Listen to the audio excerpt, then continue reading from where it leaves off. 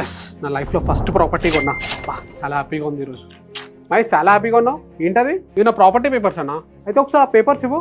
ఇదిగో చూడు. మహేష్, ఇవి agreement of sale paper. Sale deed కాదు, అంటే ప్రాపర్టీ నీ పేరు మీకు ట్రాన్స్ఫర్ అవ్వలేదు.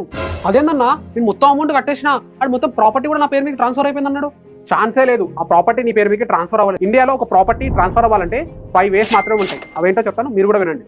ఫస్ట్ వన్ వచ్చేసి బిల్ ద్వారా. మీ తాతలు కానీ నాన్నలు కానీ ఇంకెవరైనా ఉంటే మీకు బిల్ ద్వారా ఒక ల్యాండ్ ని రాస్తే దాని ద్వారా మీకు ట్రాన్స్ఫర్ అయ్యే ఛాన్స్. సెకండ్ వచ్చేసి ఒక కో ఓనర్ లీగల్ గా ఇంకొక కో ఓనర్ కి ప్రాపర్టీని ట్రాన్స్ఫర్ చేయాలి. థర్డ్ వే వచ్చేసి partition or settlement. Fourth one వచ్చేసి గిఫ్ట్ లాగా. అండ్ ఫిఫ్త్ వన్ వచ్చేసి owning a property via sale or purchase. ఇది నీ కేసులో వర్తిస్తుంది అనమాట, చూసుకో. సో ఇలా నువ్వు ప్రాపర్టీ అనేది నీకు సేల్ డీడ్ ద్వారా రాలేదు, జస్ట్ అగ్రిమెంట్ ఆఫ్ సేల్ ద్వారా వచ్చింది. ఇప్పుడు నీ ప్రాపర్టీ అనేది నీ పేరు మీకు రాలేదు. అవునా అన్నా, టెన్షన్ పడచ్చు. సబ్ రిజిస్టర్ ఆఫీస్కి వెళ్ళి ఇప్పుడే రిజిస్టర్ చేసుకో, లేదంటే వాళ్ళ పైన కంప్లైంట్ చేయను. అన్న అయితే ఇప్పుడు నేను మోసమైనట్టేనా? అందుకే ఒక ప్రాపర్టీ కొనేటప్పుడు ఇవన్నీ కంపల్సరీ చెక్ చేసుకోవాలి. Be careful, follow for more videos like this.